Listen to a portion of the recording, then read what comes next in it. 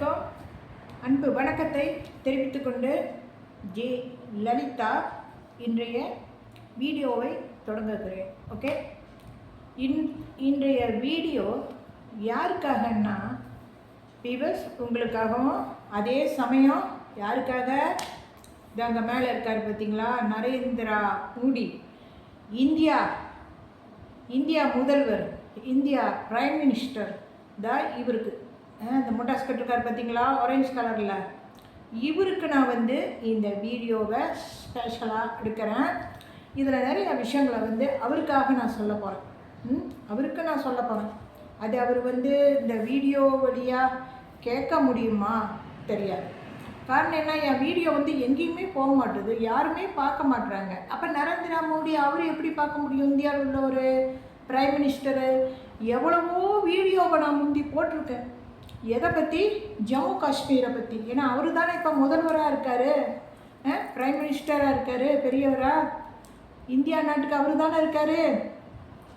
So இப்போ இந்த விஷயங்கள்லாம் முந்தி நான் போட்ட வீடியோவெல்லாம் பார்த்துருப்பாரா? சரி, அது இருக்கட்டும், அவர் பார்த்துருக்காரா? அல்லது வேறு யாராவது பார்த்துட்டு போய் அந்த இந்தியாவில் அங்குள்ளவங்ககிட்ட சொல்லியிருப்பாங்களா? இன்னும் ஒன்றுமே எனக்கு தெரியாது. அந்த இந்தியாவில் பாலிட்டிக்கில் உள்ளவங்க, அவங்களால தான் பிரச்சனை. அரசாங்கம், பாலிட்டிக்னா அரசாங்கம், அவங்க எடுக்கிற முடிவு தான் இந்த நரேந்திரா மோடி அமல்படுத்துவார். ஓகே, இவர் கையில் ஒன்றுமே இல்லை, எல்லாம் அரசாங்கம் மாத்திருக்குமா என் வீடியோவை? இதுக்கு முன்னே நான் எத்தனை வீடியோ போட்டிருக்கேன் ஜம்மு காஷ்மீரை பற்றி. ஹரிசிங்கை பற்றி போட்டிருக்கேன், ராஜா ஹரிசிங். அப்புறம் அவர் மகன் கிங் டாக்டர் கரண் சிங், அவரை பற்றி போட்டிருக்கேன். இந்த அம்மா இவங்க இப்போ வைக்கிறேன் பாருங்கள் ஃபோட்டோ, இந்த பக்கம் வைக்கிறேன். ஓகே, இந்த பக்கம் இவங்க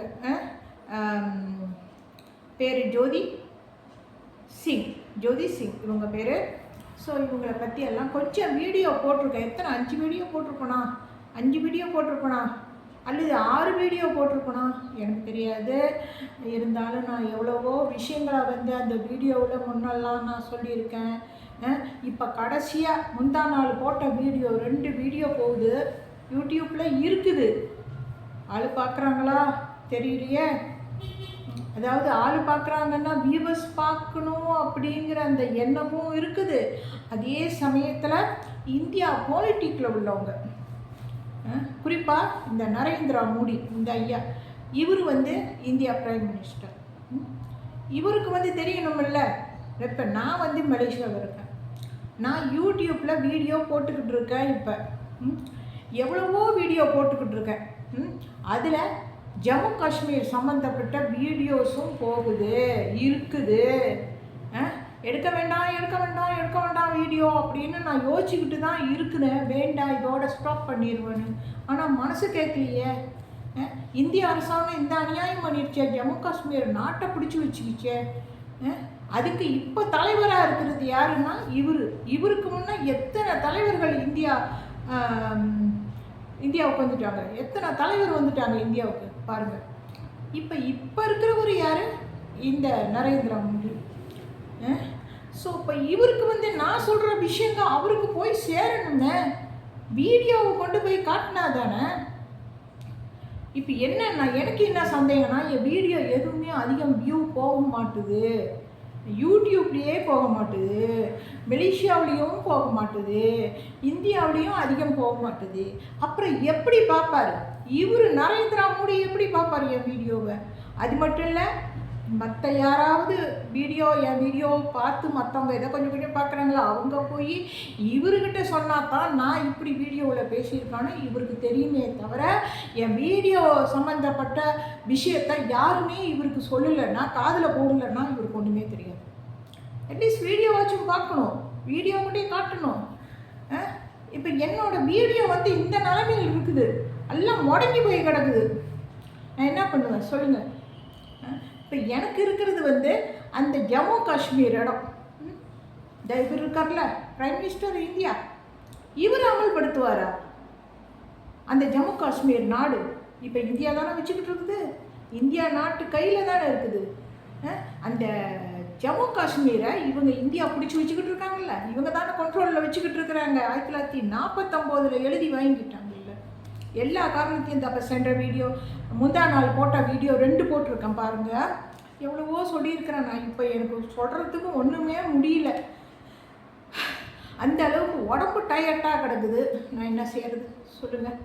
உடம்பு ரொம்ப டயர்டாக இருக்குது, பேச முடியலையே. ரொம்ப பேசி பேசி எனக்கு ரொம்ப டென்ஷன் ஆகிடுச்சு. வேறு அது எதை பற்றி, மற்ற எந்த இதையை பற்றியும் இல்லை, இந்த ஜம்மு காஷ்மீரை பற்றி, இந்தியாவை பற்றி, இந்த 2 பிரச்சனையை பற்றி.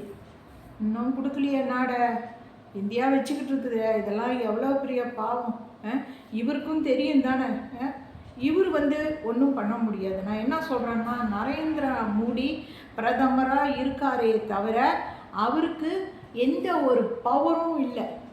ஏதாவது ஒரு சம்பந்தப்பட்ட விஷயத்தை, இப்போ இவர் இருக்கிற அந்த பொலிட்டிக் இருக்குல்ல, அரசாங்கம், அதில் உள்ளவங்கெல்லாம் கலந்து பேசி ஒரு விஷயத்துக்கு முடிவு உண்டாக்கணும்னா அதுக்கு அந்த விஷயத்தை அமல்படுத்துறதுக்கு இவர் சைன் போடணும். அதுக்கு தான் இவர் இருக்காரே தவிர இவருனால ஒன்றுமே முடியாது. ஒரு பொம்மை, தலையாட்டி பொம்மை மாதிரி இருக்காரு இந்தியாவில் இவர். பிரதமர்களே இப்படி தான். பிரதமர்கள்னால ஒன்றும் முடியாது, அரசாங்கத்தினால தான் முடியும். அரசாங்கம் எல்லாம் ஹெல்ப் பண்ணி ஏதாச்சும் ஒரு விஷயத்துக்கு முடிவு காட்டுறதுன்னா முடியும். ஆனால் இப்போ இந்தியாவை பொறுத்த வரைக்கும் எல்லாம் நாட்டை பிடிச்சி வச்சுக்கிட்டு இருக்காங்களே. ஜம்மு காஷ்மீர் நாட்டை பிடிச்சி வச்சுக்கிட்டு இருக்காங்களே. எவ்வளோ பெரிய தவறு. பாவம் இல்லை அந்த அரச குடும்பம், பாவம் இல்லை. என்ன பாவம் பண்ணுச்சு? எத்தனை தலைமுறை, 4 தலைமுறை வந்திருக்கிறாங்க ஜம்மு காஷ்மீரில், அரச குடும்பமாக வந்திருக்காங்க. 150 வருஷம் ஆள் இல்லை. இதை நினச்சாங்களா யாராவது? இந்தியாவில் உள்ளவங்க நினச்சாங்களா? இத்தனை வருஷமாக எத்தனை அரச குடும்பம். அரச குடும்பம்னா இவர் ஹரிசிங்கோட பரம்பரை. எவ்வளோ பேர் வந்திருக்காங்க இந்தியாவுக்கு. அதெல்லாம் யோசிக்கணும் இல்லை? பாவம்லாம் அவங்க இப்போ அந்த ஜம்மு காஷ்மீரில் உள்ள கிங் டாக்டர் கரண் சிங், அவரை ராஜா இல்லாமல் சொல்லிட முடியுமா? ராஜா தான், ஆனால் பவர் இல்லை. பவர் இல்லாமல் ஆக்கிட்டாங்க. யார் பவர் இல்லாமல் ஆக்கிட்டாங்க? அங்கே இருக்க நரேந்திர மோடி. இவரோட அரசாங்கம் இந்தியாவில் உள்ளது. இவரை நான் ஒன்றும் சொல்ல, எதை நினச்சிக்காதீங்க. ஏன்னா பிரதமர்களுக்கு எந்த வலியும் இல்லை, எந்த எந்த ஒரு பவரும் இல்லைன்னு தான் நான் சொல்ல முடியும். எல்லா அரசாங்கத்து கையில் இருக்குது. அவங்க என்ன சொல்கிறாங்களோ அதைத்தான் இவர் கேட்பார். நரேந்திர மோடி ஒன்றும் பண்ண முடியாது. இருந்தாலும் நான் இந்த வீடியோவில் நான் ஏன் சொல்கிறேன்னா, எத்தனை வருஷமாக ஆண்டு வந்திருக்காங்க? 150 வருஷம் இல்லை, 150 வருஷம் இல்லை, சாரி, 200 வருஷம் ஆண்டிருக்காங்க. எப்போ இருந்து? 1700ஆம் ஆண்டு, 1800ஆம் ஆண்டு, 1900 ஆண்டு. 1900ல் 1961வது வருஷம் தான், 1961வது வருஷம் தான் இவர் ஹரிசி இறந்துருக்காரு. அப்போ கிட்டத்தட்ட 200 வருஷம் வாழ்ந்துருக்காங்க. 200 இயர்ஸ் அந்த அரச குடும்பம் ஜம்மு காஷ்மீரில் அப்படியே பரம்பரையாக வந்திருக்கு. 200 வருஷம் ஆண்ட ஜம்மு காஷ்மீரை ஆண்ட அரச குடும்பம் இந்த கரண் சிங்கோட அரச குடும்பம். இந்த குடும்பத்துக்கு மரியாதை கொடுக்கணும் இல்லை? பாவம் இல்லை? அந்த புள்ள ராணியாக வர்றதுக்கு இருக்குது இல்லை? இந்தியாவில் உள்ளவங்களுக்கு அந்த காலத்திலே தெரியும். 1949 எப்போ எழுதி வாங்கினாங்களோ அப்பயே தெரியும். அந்த நாட்டில் கரண் சிங்க்கு அப்போ பிள்ளைங்க பிறந்துருச்சு. கரண் சிங்க்கு 3 பிள்ளைங்க, 3ல் மூத்த பிள்ளை பொம்பளை பிள்ளைன்னு இந்தியாவில் உள்ளவங்களுக்கு தெரியும். தெரிஞ்சு இருக்க நாட்டை எழுதி வாங்கிக்கிட்டாங்க. காரணம் பாகிஸ்தான். பாகிஸ்தான்னு அந்த பாகிஸ்தானையே எல்லாம் குறை சொல்லி அவங்கள கடுப்பு ஏற்றி உலகம் முழுவதுமே பாகிஸ்தான்காரங்களை கெட்டவனுங்களை ஆக்கிட்டாங்க இந்தியாவில் உள்ளவங்க. ஓகே, இந்தியாவில் யார் கெட்டவங்களை ஆக்கிட்டாங்க? அந்த மதன் குமார் ஒருத்தர் இருக்கார் இந்தியாவில், பெரிய விஐபி ஒருத்தர் இருக்கார். அதாவது யூடியூப் சேனல் வச்சு நடத்துகிறாரு மதன் குமார். இந்தியாவில் உள்ளவர். அவர் பொலிட்டிக்கை பற்றி பேசுகிறவர் இல்லை. பொலிட்டிக்கில் உள்ள ஒரு பெரிய விஐபி பொலிட்டிக்கில் இருக்கார். அதே சமயத்தில் வீடியோவும் போடுறாரு. எதை பற்றி? இந்த சண்டையை பற்றி போட்டுக்கிட்டு இருக்காரு. எது? இந்தியா, பாகிஸ்தான், அப்புறம் வந்து இந்த பக்கத்தில் உள்ள இந்த நாடு, அது என்ன நாடு அது? ஆப்கானிஸ்தான், ஈரான், ஈராக்கு, அந்த ரஷ்யா, இந்தியாவில்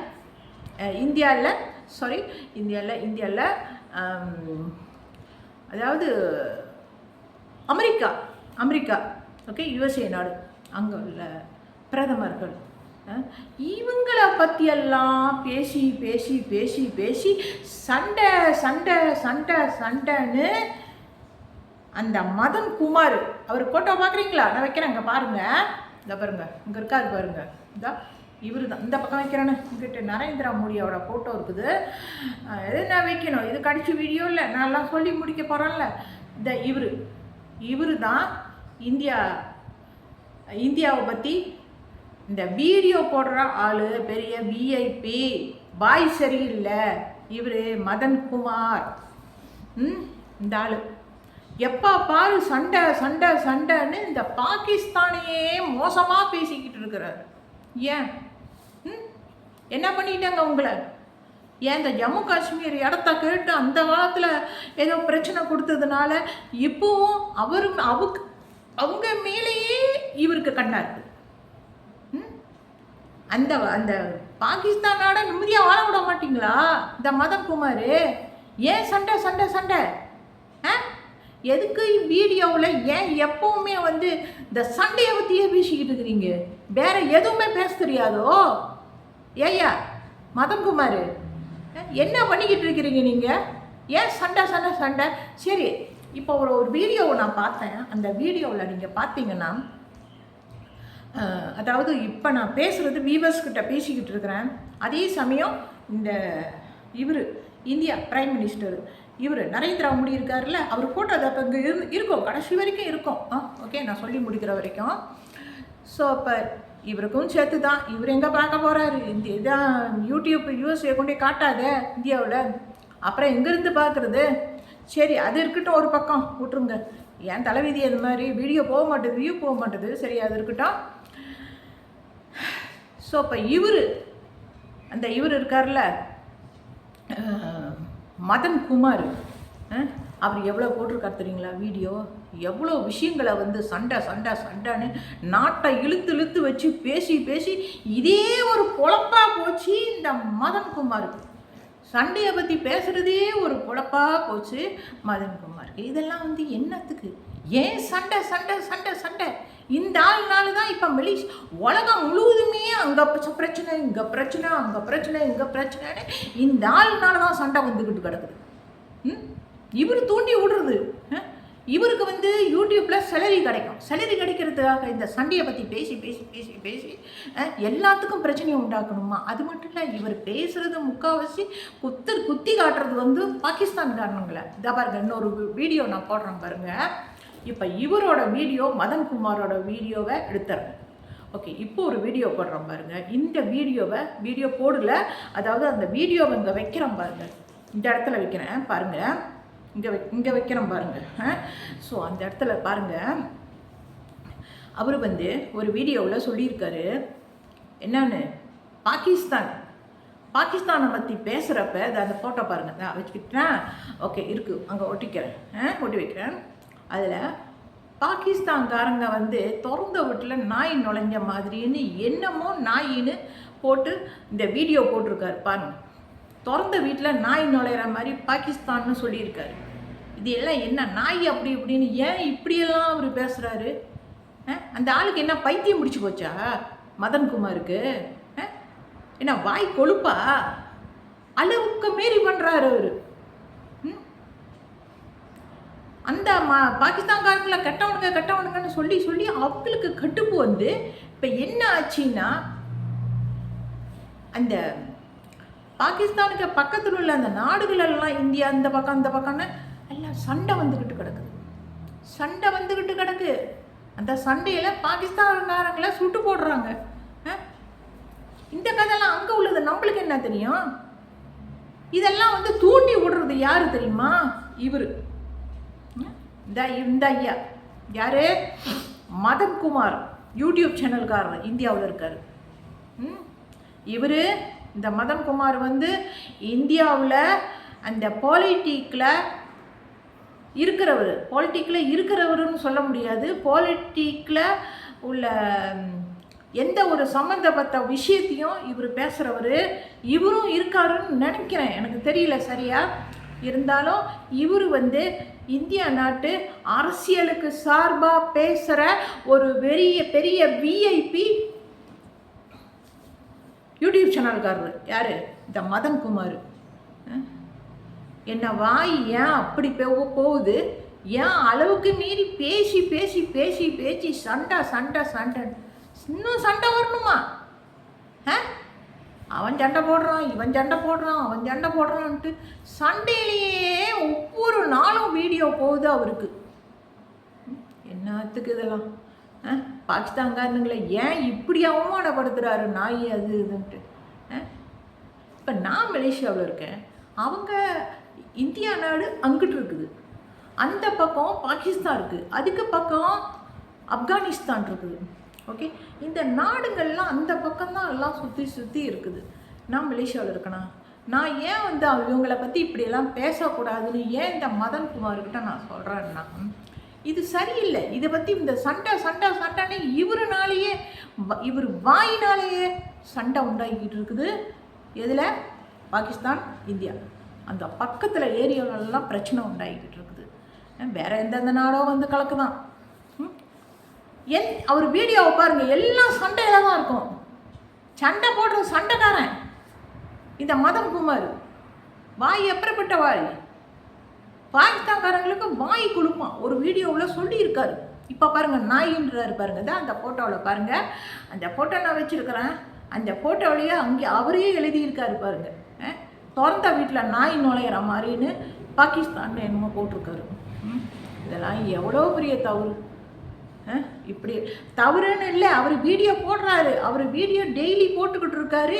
அந்த வீடியோ போடுற அளவுக்கு யூடியூப்பும் அவருக்கு சம்பளம் தள்ளி கொடுக்குது, நிறைய பணம் கிடைக்குது இந்த மதன்குமாருக்கு. அதனால என்ன வேணாலும் பேசலாம்னு நினைக்கலாமா? எவ்வளோ பெரிய தவறு! வாய் கண்ட்ரோல் வேணும்ல, அளவுக்கு மீறி பேசலாமா? அது நான் திறந்த வீட்டில் நாய் நுழையிற மாதிரின்னு பாகிஸ்தான்காரங்களை ஏசுறாரு. மனசுன்னு ஒன்று இருக்குல்ல எனக்கு. இப்போ அதை பார்க்குறப்ப எனக்கு எப்படி இருக்குது சொல்லுங்கள்? சரி, வேற ஒரு ஜாதிக்காரங்க, வேற ஒரு நாட்டுக்காரங்க இருந்தாலும் இவர் எப்படி இவ்வளோ இலக்காரமாக பேசுகிறாரு அந்த நாட்டுக்காரங்கள? காரணம் என்ன? பாகிஸ்தான் நாடு தான் அந்த காலத்தில் ஜம்மு காஷ்மீர் நாடை கேட்டுச்சான். அது அந்த ஜம்மு காஷ்மீர் நாடு வேணும்னு கேட்டு ஃபைட் பண்ணதுனால இவருக்கு மதன்குமாருக்கு ஆத்திரம், இந்த ஆளுக்கு ஆத்திரம். என்ன நியாயம் இருக்குது? இப்போ என்ன பிரச்சனை இருக்குது?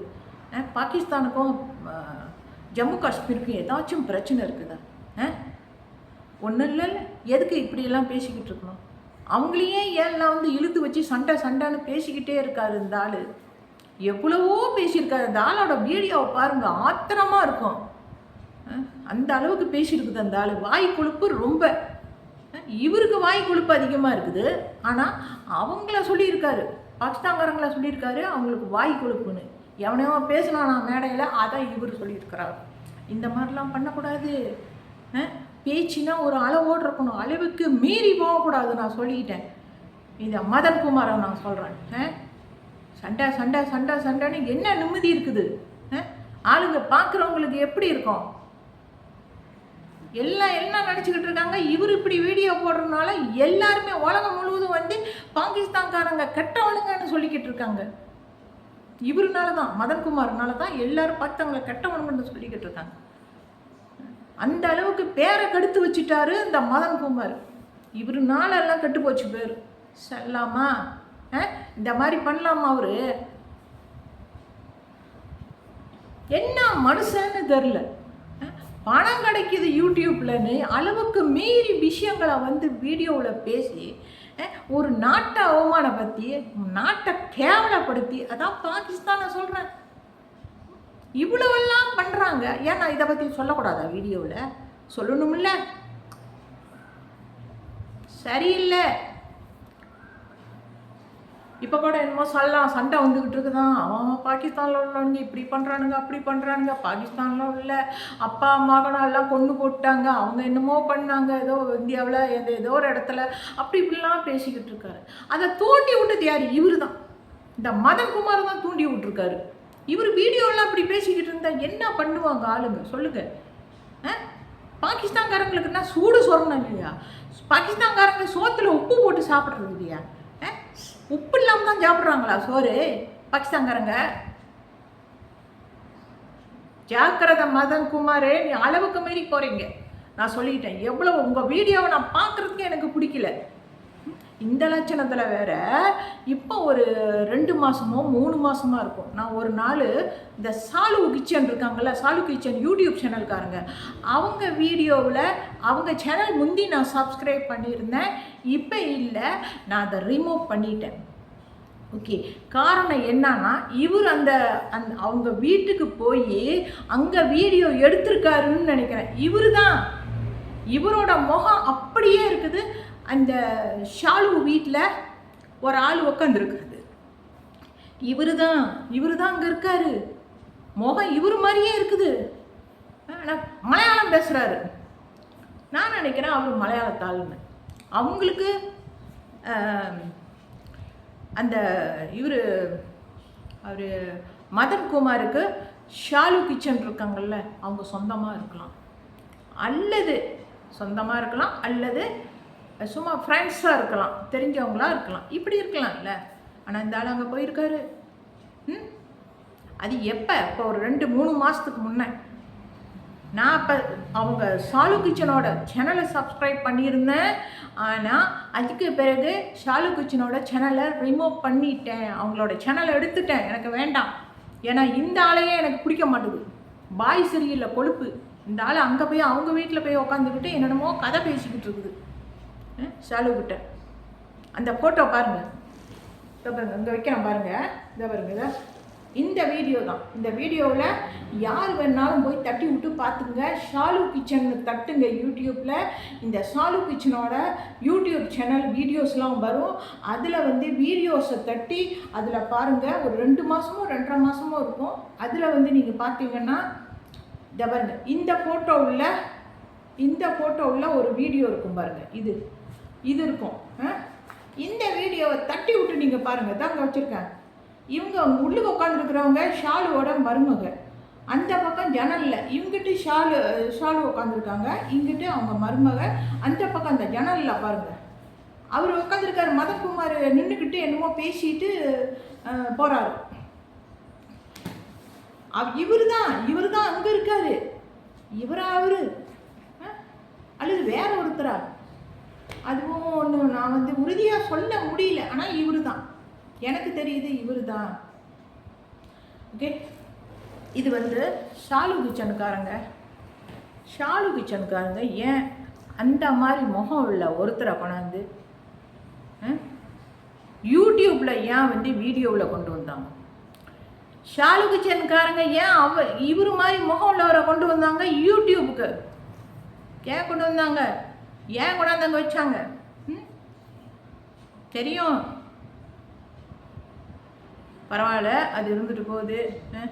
ஸோ இது ரொம்ப முக்கியம் இல்லை. ஆனால் இந்த ஆளை பற்றி பேசுகிறப்ப, மதன்குமாரை பற்றி பேசுகிறப்ப, இந்த ஷாலு யூடியூப் சேனல்காரங்களையும் இழுத்துட்டேன். ஓகே, சாரி, இதெல்லாம் நான் பேசிடக்கூடாது. இப்போ ஜம்மு காஷ்மீரை பற்றி பேசுகிறேன். ஓகே, டாபிக் விட்டு வேறு டாபிக் வந்துட்டேன்னா என்னென்னா, ஜம்மு காஷ்மீர் நாடு ஜம்மு காஷ்மீர் நாட்டு மக்களுக்கு சொந்தமானதே தவிர இந்தியாவுக்கு சொந்தம் இல்லை. ஜம்மு காஷ்மீர் நாட்டு மக்களுக்கு சொந்தம். ஜம்மு காஷ்மீர் நாட்டில் உள்ள அரச குடும்பத்துக்கு சொந்தம். இவங்களுக்கு தான் அந்த ஜம்மு காஷ்மீர் நாடு சொந்தமே தவிர அந்த நாட்டு ஜம்மு காஷ்மீர்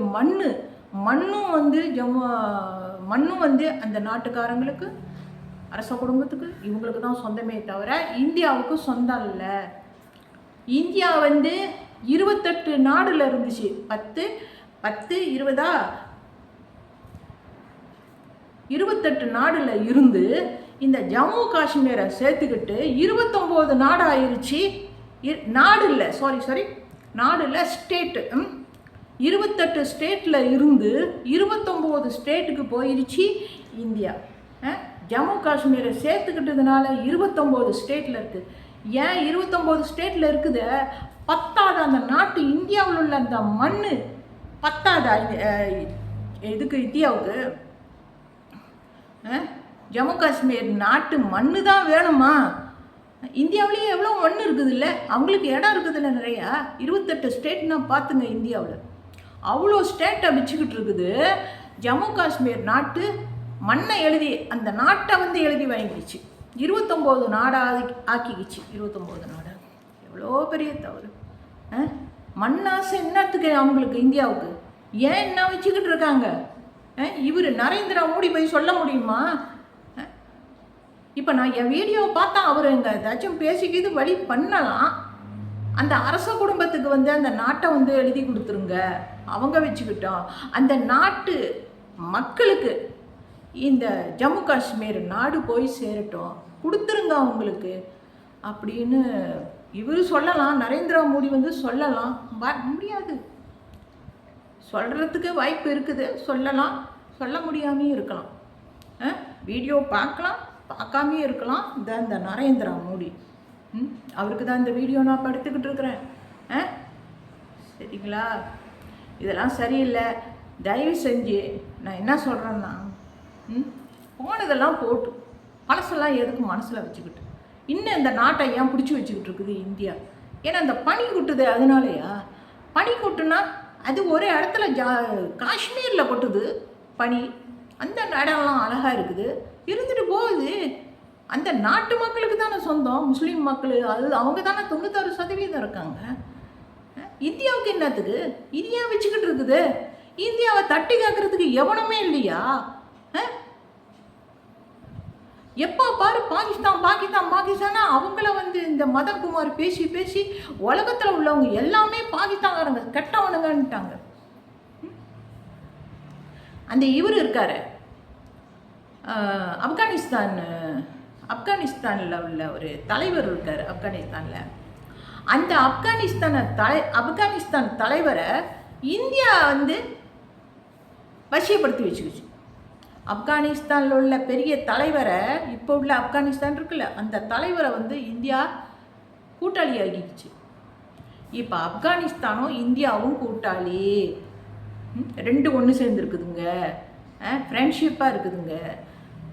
இப்போ இந்த வருஷம் வந்து நிலநடுக்கம் நடந்துச்சு தானே, ஆப்கானிஸ்தானில் நிலநடுக்கம் நடந்துச்சு. உலகம் முழுவதுமே தெரியும். அந்த சமயத்தில் வேறு எந்த நாடுமே போய் ஆப்கானிஸ்தானுக்கு உதவலையா, இந்தியாவில் உள்ளவங்க போய் உதவி இருக்காங்க. யாருக்கு? ஆப்கானிஸ்தானில் உள்ள மக்கள் சேதமடைந்துச்சு இல்லை, நிலநடுக்கம் வந்து எல்லாம் துணிமணி இல்லாமல், வீடு இல்லாமல், எல்லாம் சாப்பாடு இல்லாமல் எவ்வளோ கஷ்டப்பட்டாங்க. அப்போ இந்தியா தான் போய் உதவுச்சு. இவர் நரேந்திர மோடி தான், இவர் தான் எல்லாம் சாப்பாடெல்லாம் கொடுத்து எல்லாம் உதவுனார், இல்லைன்னு இல்லை. ஆனால் அந்த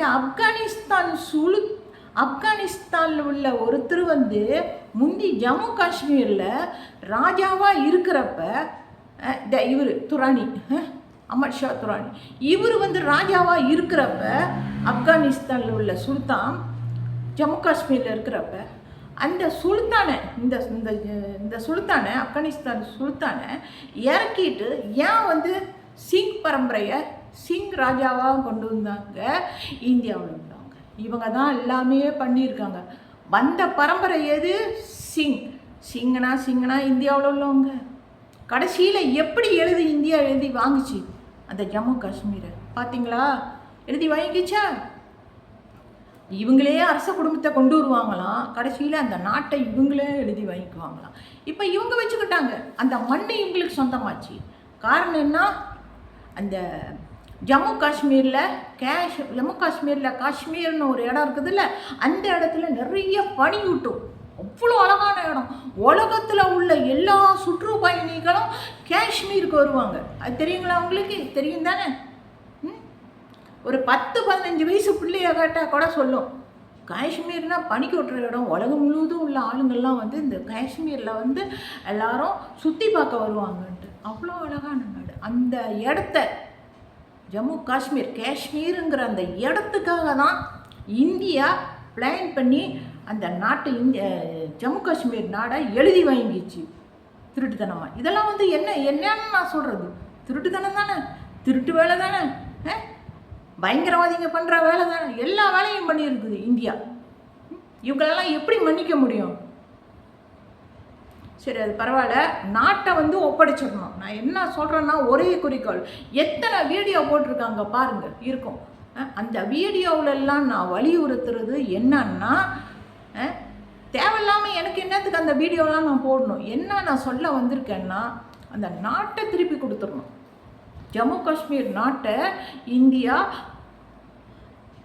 ஜம்மு காஷ்மீர் நாட்டில் உள்ள மக்களுக்கு, ஜம்மு காஷ்மீர் நாட்டில் உள்ள அரச குடும்பம் கரண் சிங் அவருக்கு ராஜா, அவர் ராஜா, டாக்டர் கரண் சிங் அவர் ராஜா, அந்த நாட்டுக்கு அவர்கிட்ட கொடுத்துடணும். அந்த நாட்டு மக்களுக்கே ஒப்படைச்சிடணும். அவங்களே பார்த்துக்கிட்டோம், அவங்களே அந்த நாட்டை ஆளட்டும். இந்த இந்தியா ஏன் பிடிச்சி வச்சுக்கிட்டு இருக்குது? கெட்டணம் தானே. நல்ல எண்ணம் இருக்கா இந்தியாவில் உள்ளவங்களுக்கு? அதாவது இந்தியாவில் உள்ளவங்களுக்குன்னு சொன்னேன். ஆனால் சாரி, இந்தியாவில் உள்ளவங்களில் நான் சொல்கிறது, இந்தியாவில் பாலிட்டிக்கில் உள்ளவனுங்க, பாலிட்டிக்கில் உள்ள அரசாங்கம் அரசாங்கத்தை சொல்கிறேன். அவங்க பிடிச்சி வச்சுக்கிட்டு இருக்காங்க. பாலிட்டிக் அரசாங்கம்னா என்னது? இந்தியா அரசாங்கம் அதுதான் இப்போ பிடிச்சி வச்சுக்கிட்டு நாட்டை கொடுக்க மாட்டுது கரண் சிங்க்கு. இந்த புள்ள ஜோதி சிங், கரண் சிங்கோட மக, இந்த பிள்ளை ராணியாக வர வேண்டியது. எல்லாம் கடுத்து குடிச்சவராக்கிட்டாங்களா இந்தியாவில் உள்ளவங்க? இப்படிப்பட்ட இந்தியாவில் உள்ள அரசாங்கம் வந்து ரொம்ப நல்ல அரசாங்கமா? இந்த பாகிஸ்தான்காரங்களாம் மட்டம் தட்டி அவங்கள அவமானப்படுத்தி கேவலப்படுத்தி உலகம் முழுவதும் கெட்டவனுங்கன்னு ஒரு முத்திரை குத்த வச்சுட்டாரு இந்த மதன் குமார். இந்த ஆளு எப்படிப்பட்ட ஆளாக இருக்கும்? வாய் சரியானதா? எவனுமே கேட்கறதுக்கு ஆள் இல்லையா இந்த ஆளை? சரி, இவ்வளோதான். தயவு செஞ்சு ஐயா நரேந்திர மோடி தயவு செஞ்சு அந்த நாட்டை, ஜம்மு காஷ்மீர் நாடு நீங்கள் பிடிச்சி வச்சுக்கிட்டு இருக்கிறீங்க, தயவு செஞ்சு உங்கள் பாலிட்டிக்கில் அரசாங்கத்தில் உள்ளவங்ககிட்ட சொல்லி தயவு செஞ்சு நீங்கள் அந்த ஜம்மு காஷ்மீர் நாட்டை ஜம்மு காஷ்மீர் நாட்டு மக்கள்கிட்டையே ஒப்படைச்சிருங்க. அவங்களோட நாடு தானே, மண் அவங்களோட தானே. இந்தியா உங்களுக்கு என்ன சொந்தம் இருக்குது? தயவு செஞ்சு ஒப்படைச்சிருங்க. அவங்களே வந்து பார்த்துக்கிட்டோம், ஆளட்டும். ராஜா இருக்கார்ல, அந்த நாட்டுக்கு பிரைம் மினிஸ்டர், அதாவது சீஃப் மினிஸ்டர் இருக்கார்ல, எதுக்கு? ஜம்மு காஷ்மீருக்கு சீஃப் மினிஸ்டர் இருக்கார்ல, அவரு ஆட்சி பண்ணட்டும். ராஜாவாக இவங்க இருக்கட்டும். அந்த புள்ள ஜோதி சிங் அந்த அம்மா ராணியாக வரட்டும். இதுதான் என்னோட ஆசை. இதெல்லாம் எனக்கு வந்து நான் பேசணும்னு என்ன தலைவிதியா? நான் ஏன் பேசுகிறேன்னா, இதெல்லாம் வந்து அநியாயம் அக்கிரமம் இந்த மாதிரி நடந்திருக்குது. அந்த காலத்தில் நடந்திருக்குது, இந்தியா பண்ணியிருக்குது. இதைத்தான் வந்து நான் இப்போ வலியுறுத்துகிறேன். அந்த ஜம்மு காஷ்மீர் நாட்டுக்கு ஒரு ராணி வேணும், அரச குடும்பம் வேணும், இருக்கணும். அவங்களுக்கு பவர் இருக்கணும். பவர் இல்லாமல் சும்மா இருந்து ஒரு புண்ணியம் இல்லை. பவர் வேணும்னா அவங்களுக்கு அந்த நாட்டை ஒப்படைக்கணும். எங்கள் ஜம்மு காஷ்மீர் நாட்டு மக்கள்கிட்ட ஒப்படைச்சிடணும். அவங்களே பார்த்துக்குவாங்க. இந்தியா இந்த மாதிரி பண்ணக்கூடாது. அதான் நான் சொல்ல விரும்புகிறேன். ஓகே, தயவு செஞ்சு ஐயா நரேந்திர மோடி தயவு செஞ்சு ஜம்மு காஷ்மீர் நாட்டை கொடுத்துருங்க. எவ்வளவோ வீடியோ போட்டேன் நானும், சொல்லி எனக்கே மனசு நிம்மதி இல்லாமல் போச்சு. இதை பற்றி பேசி மனசு நிம்மதி இல்லை. கொடுத்துருங்க. இந்த ஜம்மு காஷ்மீரோட அங்கே கொடுத்துருங்க. இவ்வளோ தான் நான் சொல்ல வேண்டியது. வேறு ஒன்றும் சொல்கிறதுக்கு இல்லை. தவறாக பேசியிருந்தா மன்னிச்சிருங்கன்ட்டு நான் சொல்ல மாட்டேன். நான் எல்லாம் சரியாக தான் பேசியிருக்கேன். ஓகே, இவ்வளோ தான். ஓகே, வீடியோ இதனுடன் ஜெயலலிதா இதனோட வீடியோ முடித்து கொள்கிறேன். ஓகே, தேங்க்யூ, பாய் பாய்.